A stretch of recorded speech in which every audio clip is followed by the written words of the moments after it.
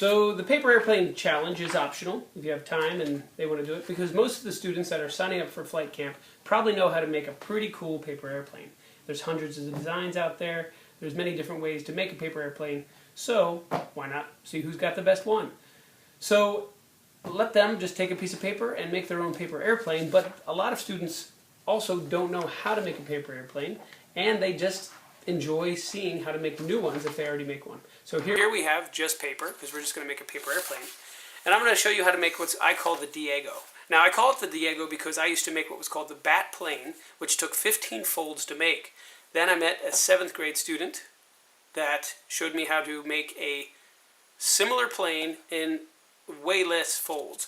So I named it after him, the Diego. I'm sure he learned it somewhere else, but since he taught me, we now call it the Diego. So here we take our plane, or we take our paper, and we're going to fold it in half, long side to long side, or hot dog style, depending on how you discuss folding paper. So you put your edges together. Now it's very important that these edges are lined up as much as possible. Most failed designs are because people didn't take the time to really make the fold. So I made sure my edges are all lined up, and then I crease the paper, good hard crease on the paper. There we go. Now we have it folded in half. Now of course all the discussions I'm telling you, you don't have to give them that many discussions. Just tell them to fold it in half, make sure it's lined up. Okay? Now you open it up, and then you have the top part of the paper, and you want to line that up with the side of the paper. So what I do is I put my finger on the corner, because that tells me where my paper wants to bend. And then I bring this and I line it up to the edge so it looks like a sailboat. Make sure my edge is lined up. I move my finger, pull it down so I don't have that awkward corner, and make it just a pointy corner. Line up my edges, then I push it, and there we go. We have a fold for our sailboat. Now of course this is going to be an airplane, but I go through all the steps of what it looks like. So here we have the sailboat look. Now we take this corner and we bring it all the way down to this corner in order to make our house. So we go from rectangle to sailboat to house. So here's our house. Now I'm going to take this corner right here. I'm going to bend that down so it lines up with the gutter of the house and the center crease right here. So I put that there, make sure it's lined up, fold it, and then do the same thing, fold it in place. Now I have a duplex. I have 2 houses on either side, and I want to bend it in half backwards. So I lift it up, flip it, and then I take this duplex and fold it until I see a house with a chimney. So there's the chimney, there's the house. Now this chimney that we made helps us make our wing.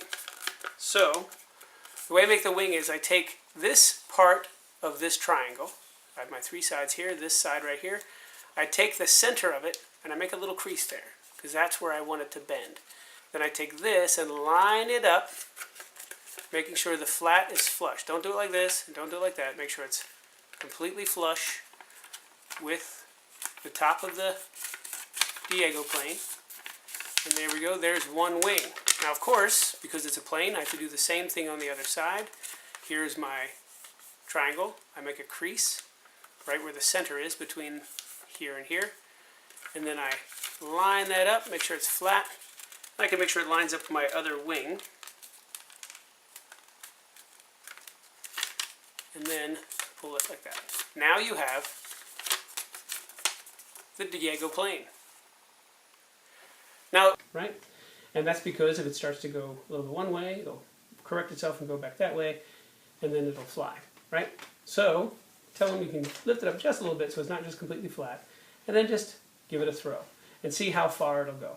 So of course, again, the farthest one wins. You can use crayon. I wouldn't use markers on these because markers would wet the paper, make it heavy and kind of floppy. So colored pencils, crayons, whatever you want to use on this. And then just take it outside and throw it. Treat it like a real plane. We want to be able to control its flight like we're pilots. So here what we're going to do is we're going to make our ailerons, our flaps, and we're going to make a rudder, and we're going to see if that changes the flight. So what we could do is turn it into a real experiment. Take it outside every time we make a change and see if that change helped or hurt the flight of the plane. So first what we're going to do is we're going to take these edges of our plane and we're just going to fold it in a very little amount. Just a tiny bit, like that. And we're going to do that. Now remember, everything I do to one side, I do on the other side. Just a tiny amount on either side. So there we go. So we have our two edges folded up there like that. Now what we want to do is we want to put our flaps in here. Now I could take this outside right now, throw it and see if it's better or see if it's worse. If they like it, they can keep it. If they don't like it, they can fold it flat and do it again. Right? So here, we're now going to do our flaps. What I do is I take one finger, and I say a finger's width from the edge of where we hold it, and I tear it about a digit's length like that. So students have smaller digits. It really doesn't matter if it's longer or shorter, but that's the start of the flap. You do the same thing on the edge of the wing, about a finger's width away from the edge, and about a digit's width down, and rip it like that. Now we have our tear here like this, and this is our flap. So we want to do the same thing to the other side. Finger width from the edge, tear it about a digit down. Same thing here, finger width from the edge, tear it about a digit width down. And now we have our flaps. Now this is where the real experiment comes in. Does this improve the flight? Because you figure when you throw it and both flaps are up, so if both flaps are up like this, it's going to fly and the nose is going to go up and go like that and fly down.